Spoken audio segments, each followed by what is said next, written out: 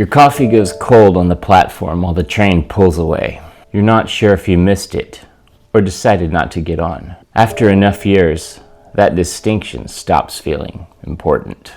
The feeling is hard to place. I wouldn't call it jealousy. It's certainly not depression, although it can mask as that. It's not even sadness, although there will be points where it feels like that. It's the feeling you get when you're watching everyone around you move forward. Promotions, marriages, kids, houses. And you're standing outside of it all, not sure if you opted out or you got left behind. Most people feel this at some point, but there's a specific subset of people who felt it for years, a decade, maybe longer. And for those people, the feeling is not a phase, it's the weather. What's happening to them, maybe to you, certainly to me, is not what it looks like.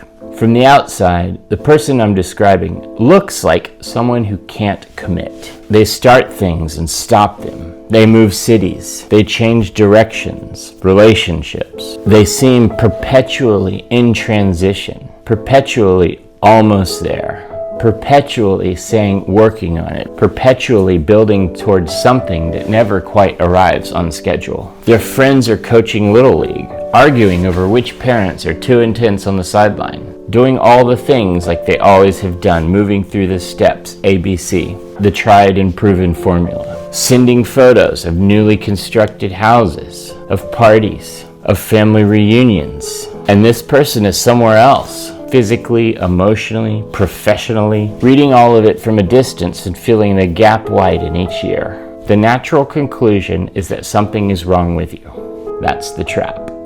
Carl Jung, the famous psychologist, spent decades studying why certain people can't follow the standard trajectory. Not won't, can't. Something in them refuses the template at a level deeper than conscious choice.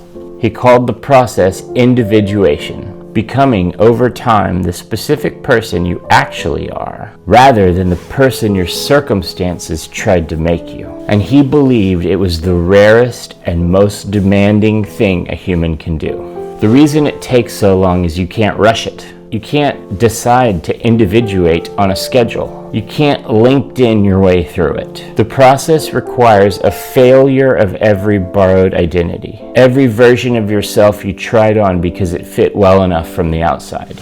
You have to exhaust the wrong options before the right one has room to exist. It makes for the most specific type of work there is. It just produces nothing visible for years at a time. No moment when someone hands you the keys and you take a photo. Just the slow, largely invisible construction of someone who knows exactly who they are.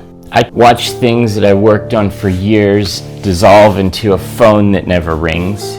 And every one of those moments felt like standing in a hallway with doors on either end that close. Just you and the sound of your own breathing, wondering what went wrong. But the danger of things working out is you can be pigeonholed. For example, sometimes you sell a script and it never gets made. There's nothing you can do about it as a writer. It happens to all of us. But you have to look at it a different way. One of them I really wanted made would have made me become an action guy. I'm not an action film guy, but it can put you in a category. People want to sum you up quickly and easily, and although all that is false, that's the way the game's played. It would have been my shelf in the store, getting precise and better at something I didn't actually care about. Surrounded by people who assumed I did, nodding along, learning to be fluent in the same language that everyone else in that room spoke. I was offered a full-time position at a studio. Real salary, real title, real parking space. The only thing I had to give up was writing. You are what you do, as Aristotle said. So I didn't take it. For a while, that felt like stupidity. Some of my friends still remind me of that choice to this day. What it actually was me not getting locked in a room where I got a producer credit, 0 hours to write, and a badge that got me into a lot of rooms that are more exciting when you're outside wanting to get in than they actually are once you're in. I couldn't see that then, I was just going on gut, but I can see that now. From Colombia, making content about a life I built sideways and without a plan, and finding, to my great surprise, that I actually love the work. Even these videos early on, if they only get 17 views, 27 views, 168 views, it's okay.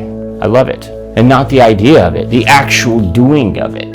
This is not something you can engineer. You can only arrive at it by eliminating everything else that isn't it and being bold and decisive in those eliminations. There's a cost. You have to say that because there's a version of this story that travels really well online and tends to leave out what it costs you. Relationships, specific people, comfort, years of the finer things that people of your age have settled into, like a good chair.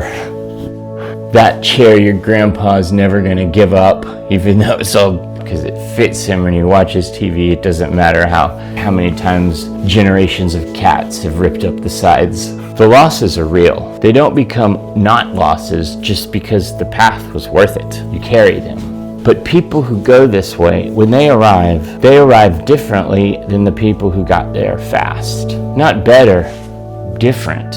They've discarded enough of the wrong things that the right things are unmistakable when they appear. They know exactly what it costs. They were there for every payment. So if you're the person I described in the beginning, watching the train, coffee going cold, not sure if you opted out or got left behind, I have good news for you. Back to Carl Jung. The template was built for a specific kind of person. That's why it exists. They built it. And they're most of us, 90% or more. Someone who knows early, who builds fast, builds on foundations they inherited rather than ones they have to quarry themselves. The person is real and their life is real and there's nothing wrong with it. But there's another kind of person, and that person cannot follow the template no matter how hard they try. Because something in them keeps rejecting false foundations the way a body rejects a transplant. For that person, the years that look like nothing are not nothing. They are quarrying. And what gets built on quarried ground, slowly, expensively, without ceremony, tends to hold in a way that borrowed foundations don't. It just takes longer. The only known thing that separates success from failure is not giving up. Giving up guarantees failure, so there's no choice. Don't give up. Carl Jung called it becoming whole. I just call it taking the long way.